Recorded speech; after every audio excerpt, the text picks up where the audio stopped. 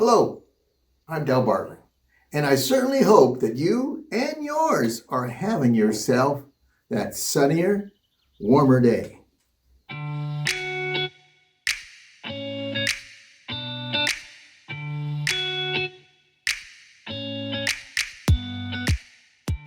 Well, the older I am, the more that I think. And I think that we're in the world of changes. Now, some changes are good, some changes maybe not so good.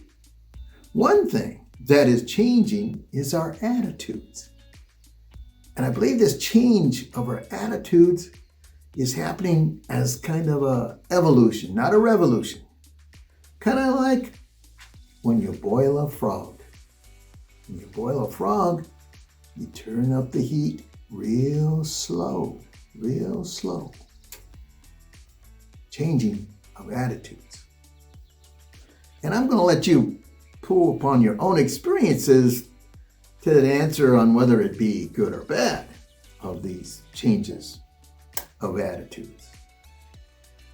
As I said, one way that there's been a change of our attitudes is the way that we form our attitudes. We used to use oral history to help form our attitude. And this was done person to person, actually the person being there. So there was some give and take during this encounter. Each person was actually there. I was in my teens, I would go to a local social meeting club. The name of this social club was Hoot Jumps Gas Station. A two-pumper where gas was 22 cents a gallon, and they pumped it for you. They would check your tires. They indeed checked the oil, and they washed your windshield. All the while, you would have a little discussion there. And Hoot Jumps Gas Station even featured RC Cola, that big bottle. But my favorite was Nesbitt's orange or cream soda. Now these bottles were in a big cooler that had water running through it. And that water was so cold.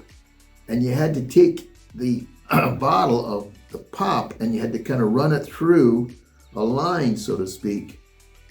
And then you'd put your dime in and then you'd pull it out. And so your hand would be in that water. And as I said, that water would feel, so cold. Man, it was cold. And Hoot was always good to me. You see, I was a newspaper boy with the Sioux City Journal. And Hoot was good enough that he would then let me put Sunday newspapers there. And then the patrons who would come to the gas station could buy a Sunday paper. And so I would have pretty good sales on Sunday. And Hoot wouldn't ask for any money. And I would make sure that Hoot got a free Sunday paper all the time. And another time Hoot helped me was to make a horse buggy. Yes, a horse buggy. I had purchased a colt, a quarter horse colt, and I was training it to pull a buggy. I had a harness. I trained the horse, no gallus. And this horse buggy that Hoot helped me make, its basic frame was a Willys axle. Remember, they had maybe Jeeps, and then there was another brand called Willys. And this was a Willys axle. So the wheels were actually car tires, which then when we got the finished product, that buggy, it rode pretty darn good. But I can remember sitting on the bench there at Hoot's, listening to stories. And these could be stories about people such as Hey Doob, Willie Adair, who was a lady, Forey Aldrich, Jimmy Hamilton, Gus White, and Rawhide, our county sheriff. Isn't that a name for a sheriff? Rawhide. And then there were locations such as Skunk Hollow, Blackbird Hill, Betsy Lake, the Old Mission, the Hole in the Wall, and $1 Million Hill. From this unofficial social club, I started to form my attitudes. Now here's a story. It did not come from Hoot's gas station, but it could have. Kind of had that flavor. It's entitled, What's It Like in Your Town? So once there was an old gentleman, and he owned a gas station. And every day he would set out the gas station and wait. And as the patrons would come, he would then put in the gas and then clean their windshields, check the oil if they wanted to, and kind of get in a little bit of discussion there. Well, on this particular day, his granddaughter, Rebecca Christina, was with him and kind of sitting and observing Grandpa. And they kind of passed the time away. Well, up comes then a car, and out gets a gentleman. And they could tell right away that this person was an out-of-towner because they practically knew everybody in town. So this gentleman, as Grandpa was putting in the gas, asked the question, "So what's it like in your town here?"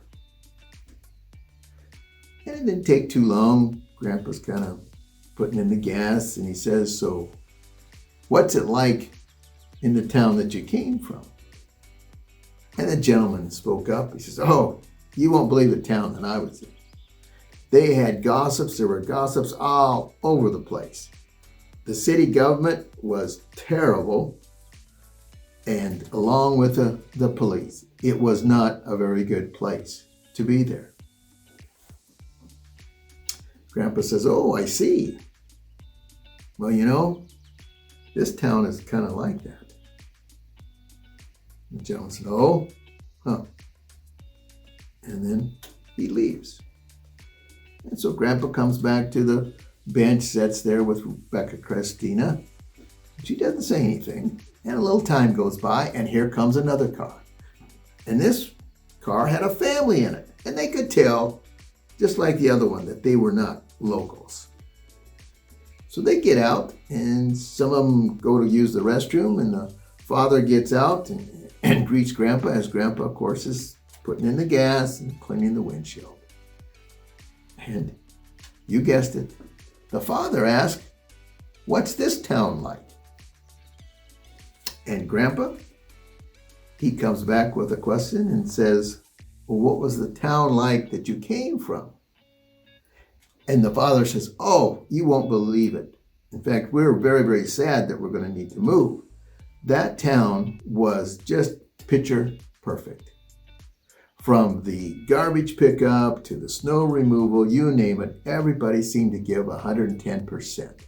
And if you needed anything, the neighbors were right there to help you, along with your church members. And you didn't hesitate in looking for ways that you could help people. It was just like a family." Grandpa looked at the father and says, "You know, that's interesting. You're describing a lot what our town is like." And so the father has a nice smile on his face. They all get in the car and they leave. Doesn't take more than a couple minutes sitting on the bench with Rebecca Christina. And Rebecca says, "Grandpa, I have a question for you." He says, "Yeah, go ahead."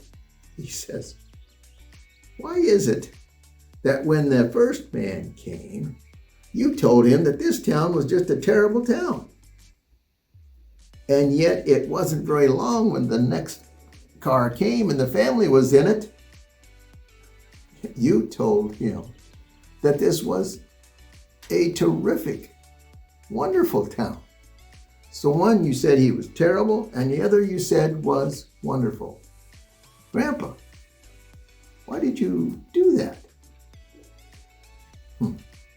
Well, Grandpa paused a little bit, and then he looked right into Rebecca Christina's eyes.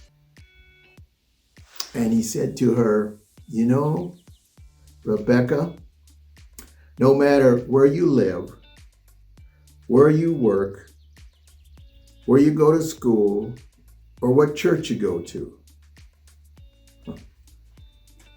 you bring and you take your own attitude with you.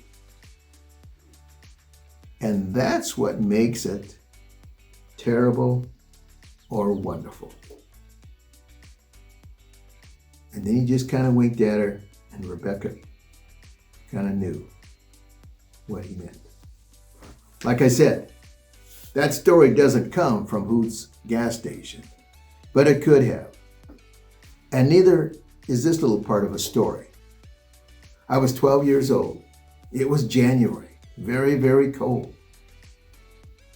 And our newly elected president of these United States of America gave a speech. Now, my whole family watched it, along with Chet Huntley and David Brinkley. And I don't remember all of it, but I do remember this. In fact, you might remember it. It goes a little bit like this. And so, my fellow Americans, ask not what your country can do for you. Ask, what can you do for your country? He was telling me and all Americans to contemplate on how we could contribute to society rather than exploiting every opportunity. Instead of asking, what can I get out of the situation? How do I benefit? What's in it for me? Who's going to help me? It asks, what can you do for your country? How can you help it? What can I give or do to help other people? I stated that I think our attitudes are changing. It's evolving. Recently, I learned of a person who applied for a position here at Financial Markets. And the applicant, right from the get-go it seemed, asked the question, well, what's the culture like? To me, that's like saying, what's in it for me? I'm listening to only one radio station and it's saying, what's in it for me?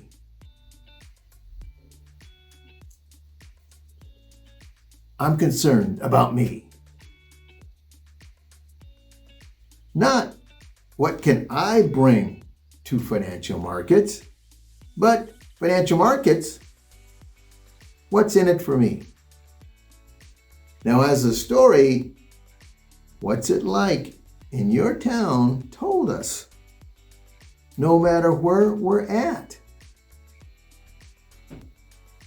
our home, our work, our school, our church, our community, no matter where we're at, we bring our own attitude with us.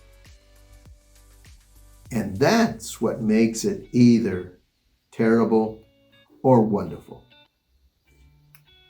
So take some time as you and yours enjoy that sunnier, warmer day and reflect upon how did you develop your attitudes. And until we talk again, I want you to take care. I'm rooting for you because we are in this together.